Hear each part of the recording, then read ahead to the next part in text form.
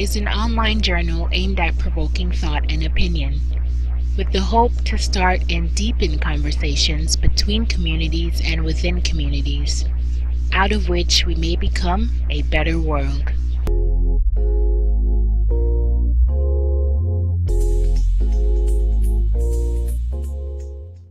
You've heard already, and we'll hear again, from Christopher about the virtues of reason.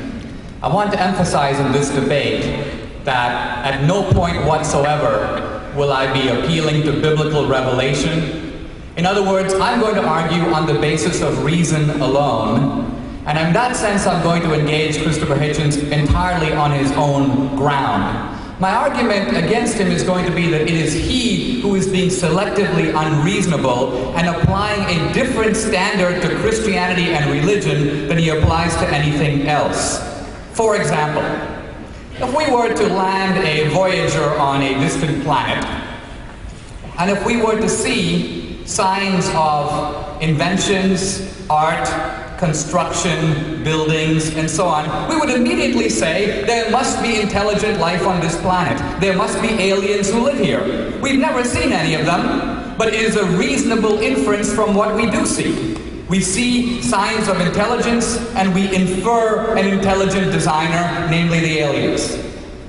Anybody who said out of hand, it's impossible that there are these intelligent creatures, they add nothing to the explanation, who created them? This would be idiocy. We may not know who created them, but they are an adequate explanation of the data in front of us, namely signs of intelligence produced by evidently intelligent creatures. Similarly, we have a universe that is brimming with intelligence. How do we know that? Because it takes the genius of an Einstein or a Newton to look at nature and excavate the intelligence out of nature, to discover in nature these highly complex laws. And so I say, if it is the job of science to excavate the intelligence out of nature, who put it in there? So to me, this is not some kind of hocus pocus, it is a reasonable inference from what we do see. When we talk about the universe, and it's a vast, vast universe, it appears... Another 15 seconds. When we look at the fine-tuned universe, a universe that appears to be fine-tuned for life, we see in it the clear signature of a designer. It would be as though I would enter the lottery in all 50 states and win every time. It would be reasonable to infer a plot. It would be absurd to say, well, that's just the way things happen by accident, because the coincidence is far too great. Thank you. One moment. The next round of questions is about, what about Christianity? And I'm going to have Dinesh D'Souza begin, and then followed by Christopher Hitchens. In thinking about Christianity, I want to begin by picking up a theme that Christopher touched on earlier, namely the fact that these religions are, in a sense, all in the same boat. In other words, they are all equally ignorant. In some senses, they are all equally dangerous. Well, I think one of the reasons we've seen the new atheism take off in the way it has is because it's been able to take advantage of 9/11. In other words, it's been able to take the actions of the Islamic radicals and try to use them to smear religion in general. Look, this is what religion does. I think it was Richard Dawkins or one of the other leading atheists who called 9/11, quote, a faith-based initiative. And so what's going on here, I think, is really a bogus analogy. It's true, the Islamic radicals do bad things in the name of God. That's true.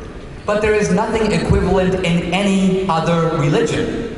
For example, where are the Buddhist suicide bombers? I'm still waiting for them. There's nothing in Hinduism to compare. Christianity, where's the Christian Bin Laden? Where's the Christian Al-Qaeda? Where's the Christian Hamas or Hezbollah? Where's the Christian country today run along the lines of post-Khomeini Iran?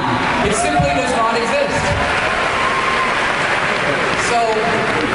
So, in the name of reason and balance, I would call upon Christopher Hitchens to disavow what I think is a specious analogy between Islamic radicalism on the one hand and all the other religions, which I think are being unfairly smeared with the same brush. Now, on this business of multiple religions, the logic appears to be that no one of them can be true because you've got so many of them. And besides, we are initiated into a religion because of where we are born. In other words, most of you who are Christians are probably Christians because you were born in Orlando, Florida, or Tulsa, Oklahoma. And had you been born in Afghanistan, the argument goes, well, you might be a Muslim. That's true, but it says absolutely nothing about whether religion is true or false. Consider this. If you live in Oxford, England, you are more likely to believe in Darwinian evolution than if you live in Oxford, Mississippi. If you are born in New York City, you're more likely to embrace the theory of relativity than if you are born in New Guinea. What does it follow about whether evolution or relativity are true? No, it says nothing whatsoever about that. So what's going on here is, you can say, a logical fallacy, which is the presence of diversity illustrates the absence of truth. That's what the atheists are implying, and I think it's completely wrong. I want to say one thing about Christianity that distinguishes it from other religions. Because in some senses, I look at religions as human efforts to apprehend the divine. It's not surprising to me religions differ. Man is trying to, if you will, reach up and get a hold of God. That's not easy to do. And so you've got these competing revelations and competing utopias and so on. I do want to say one thing that sets Christianity apart from the others. And that is, in general, most religions, in fact all that I know, are human efforts to ascend up to the level of God. They're human efforts to climb a ladder, usually a ladder of rules and regulations, but a ladder of some sort to reach, you might say, the level of perfection, the divine level. Christianity is unique in that it inverts the whole equation. It says basically that man can't get up there, it's too high. The only way for this to happen, if it's going to happen, is God has to descend or condescend to the human level. So Christianity is different in that it involves God becoming, and you might say, coming down to man's level, healing, if you will, the great breach between us and him, whereas other religions think we can do it man's way. Thank you.